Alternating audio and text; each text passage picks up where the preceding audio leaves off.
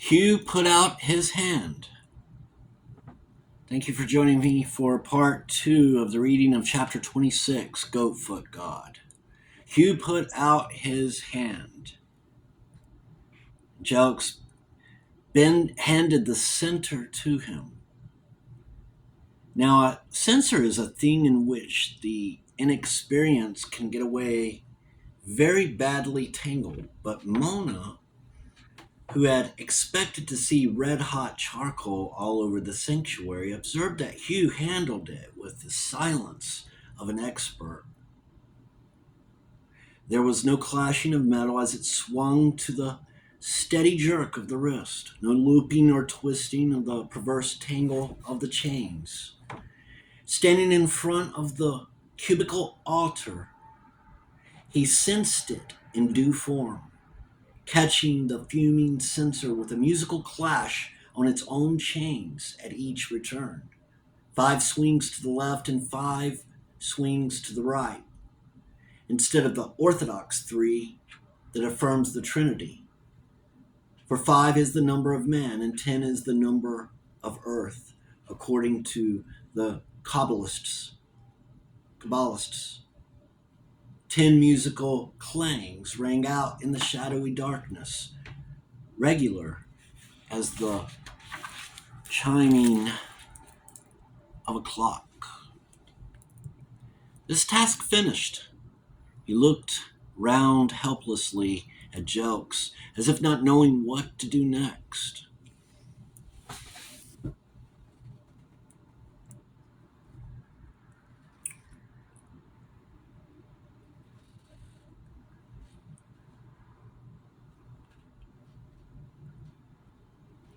All his experience lay in his hands. Little or nothing came through to the surface of the brain. "Go and sit down over there, Hugh," said the old bookseller. Hugh did as he was bid, taking the chair facing Mona and setting the smoking censer carefully down on the stone floor beside him. Jelks watched the hands that remembered strange the trailing chains in such a manner that it could be picked up again without capsizing, and wondered what would be coming to the surface as the barriers went down. "Now," said Jelks, "make a mental picture of Ambrosius and look at it, and tell me what comes to your head." Hugh dutifully did as he was bid. They sat for a few minutes in silence. Mona could not take her eyes off the black cowled figure sitting with bowed head intent, across on the opposite side of the sanctuary. Hugh's bare foot in its thronged sandal showed under the hem of his robe in just the same way that Ambrosius's foot had shown in the minute vignette in the Psalter. Who she could like and pity but Ambrosius. Ambrosius was an altogether different story. At length Hugh raised his head and spoke. "I keep on sliding off onto myself when I try to think of Ambrosius," he said. "Never mind," said Jelks. "Let's have whatever comes. We'll get through the surface layers presently. I think of Ambrosius going round this place keeping an eye on things while it was building, and then I think of myself doing the same thing. I think of him planning the chapel for his stunts, and I think of the kind of stunts that I'd like to have here. I think of him barging into all sorts of restrictions because he was a churchman. And I think of myself up against things because, well, because of the way I was placed. I shouldn't have thought you would have bumped into many restrictions with your resources, said Jokes. Well, then, because the way I was built, said Hugh sulkily, and silence fell again. It is not easy to do psychoanalysis in front of a third person, especially if that person is one for whose opinion you care for very deeply.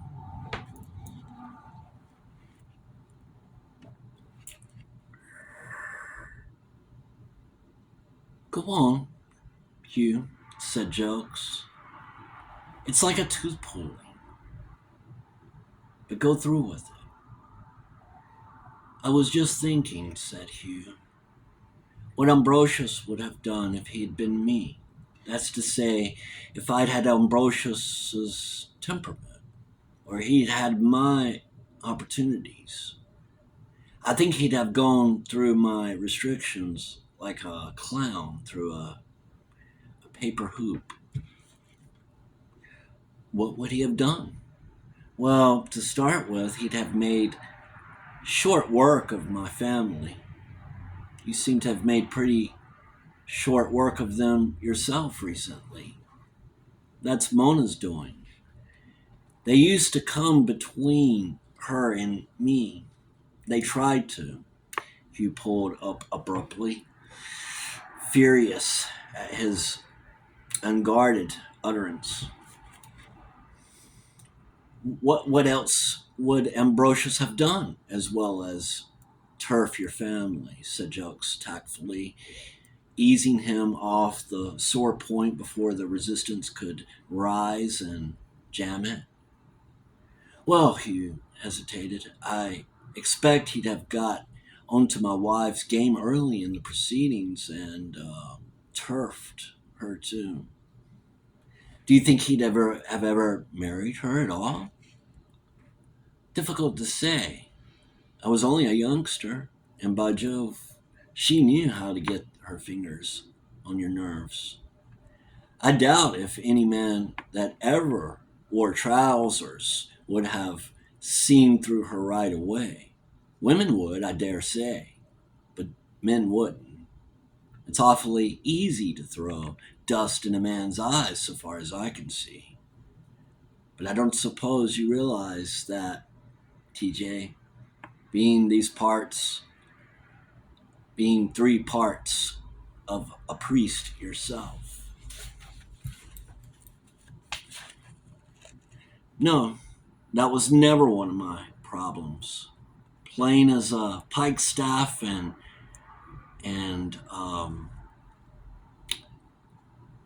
poor as Job.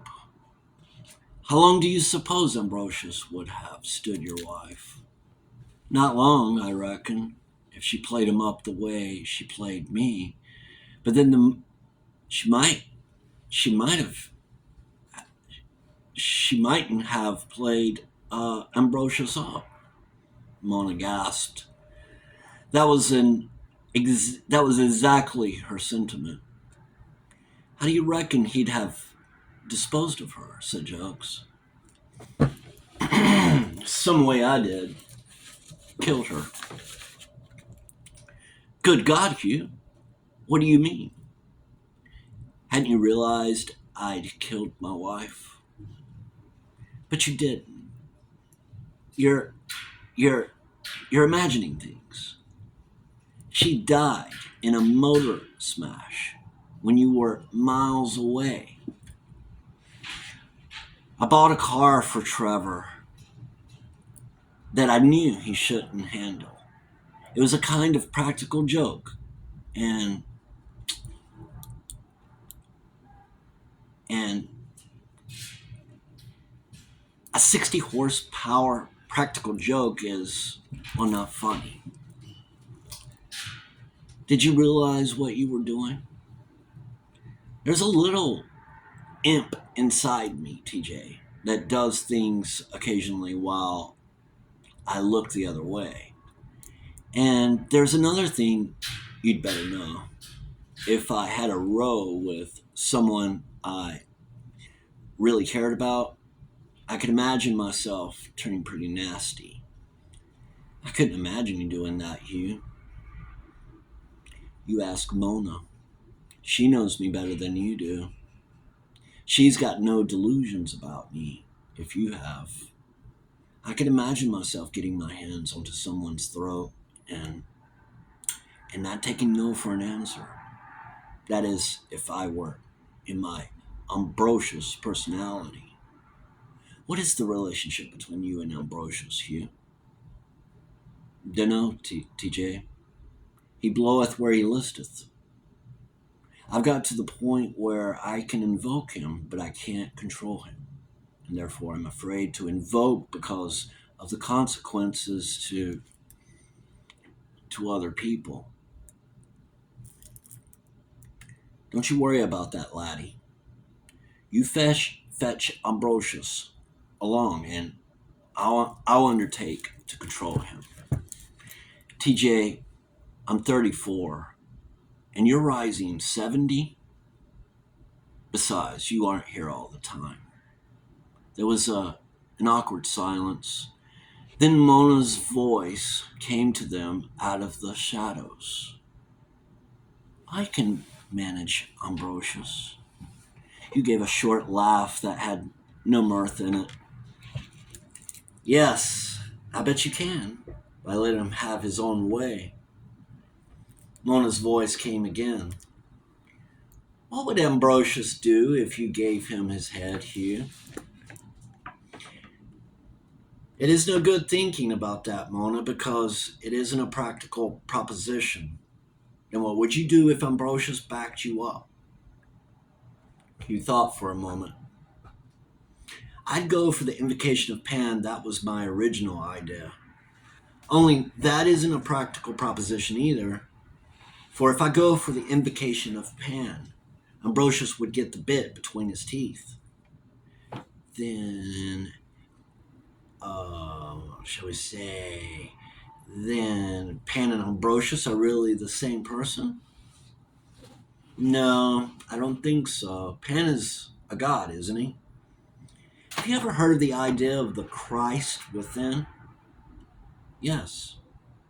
Well, there is a Pan within as well, you know. I see. And my Pan within is Ambrosius? Then Ambrosius never had any real existence? Oh, but he must have. He's historical, and they painted him. What is time, Hugh? God knows. I don't know. What's time, Uncle Jokes? A mode of consciousness, laddie. I suppose that explains it. I'm not sure that I'm any the wiser. I suppose we've caught time bending, same as Einstein caught light. Well, I don't pretend to understand either time or space, apart from clocks and tape measures. It's all so much talk to me, but I'll take your word for it, TJ. I suppose for all practical purposes, Ambrosius is the foundation on which I am built. He's my subconscious, or part of it anyway, and when anything happens to bring up my subconscious to the surface, Ambrosius comes up with it and takes charge. That's about it, laddie. Well, what's to do about it? I don't know that I'm any better off now than that I've been labeled. That is the grouse I've always had against psychoanalysis.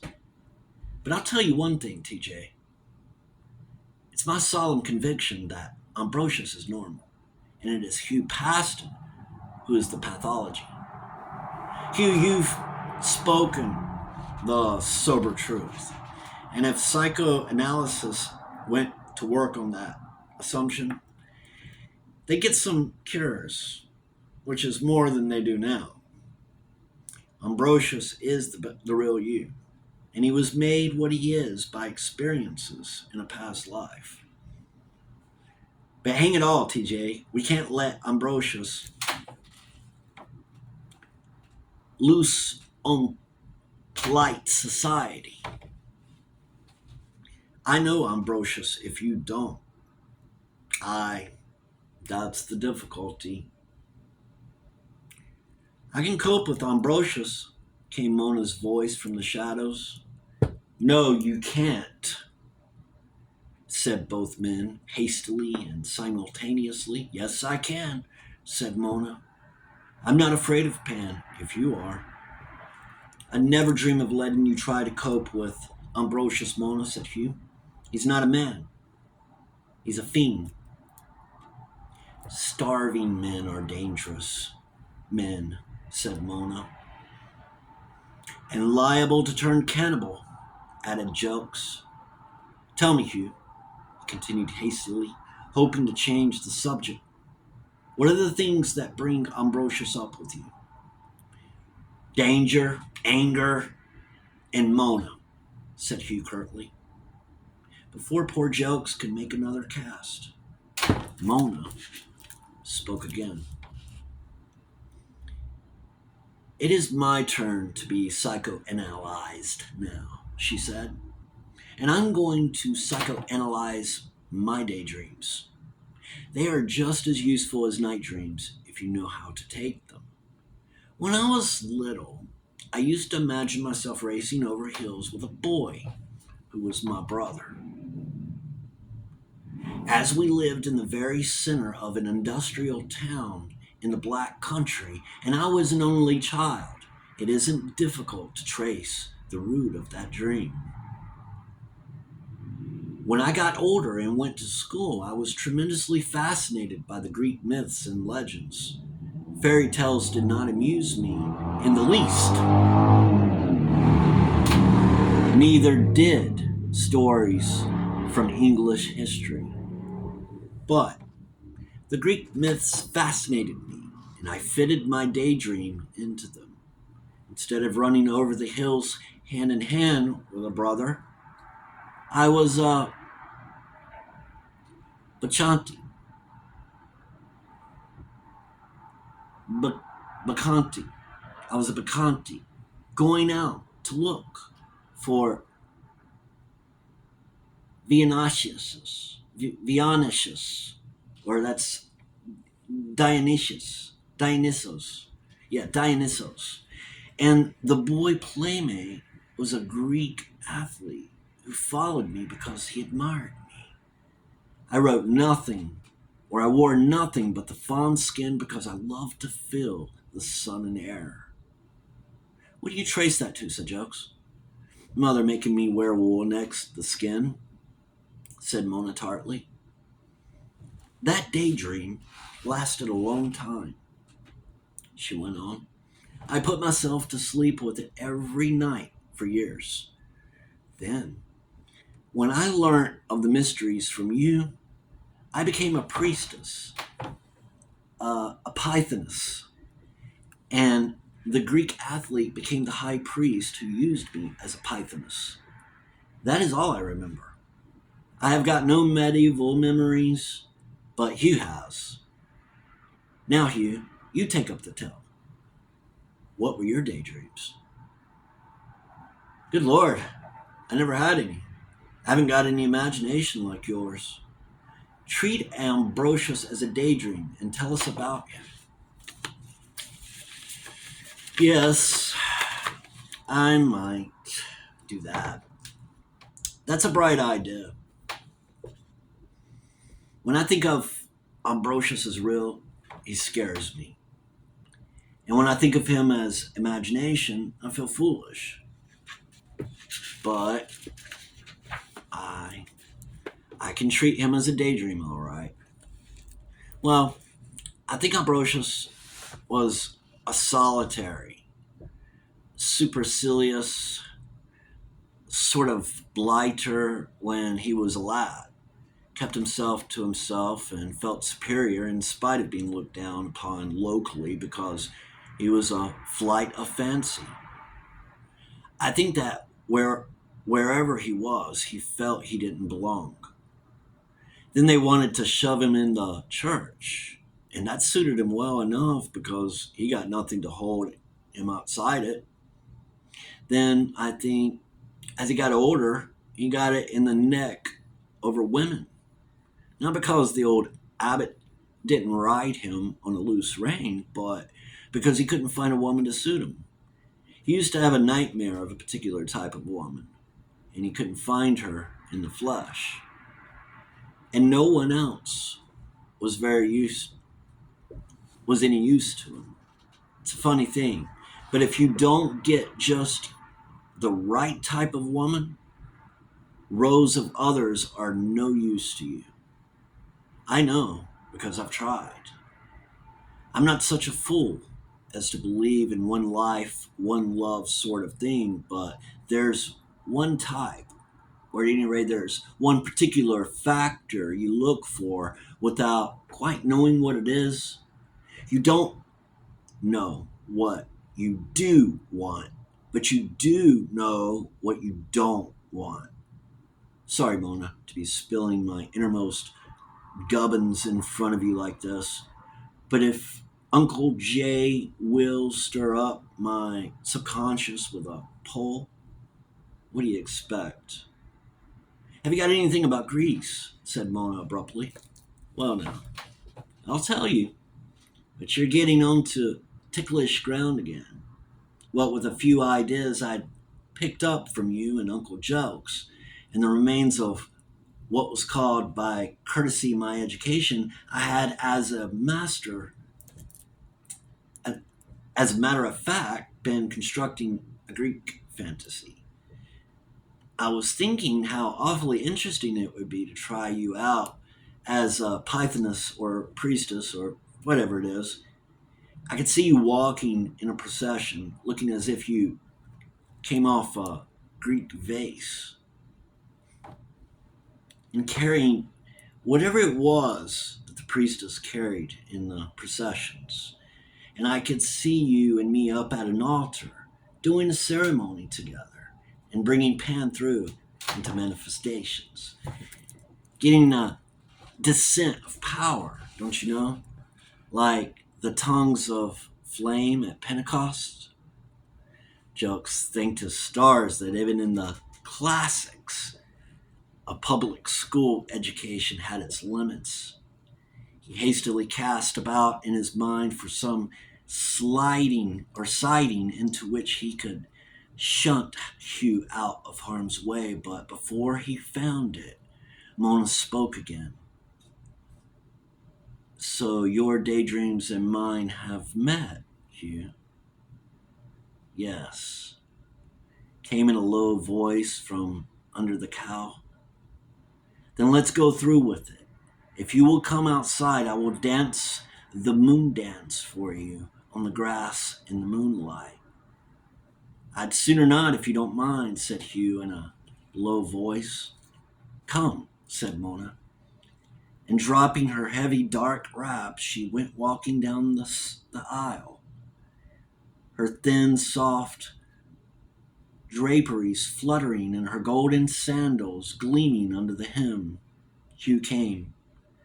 Jokes hastily extinguished the candles, lest there should be a fire, and hurried after them.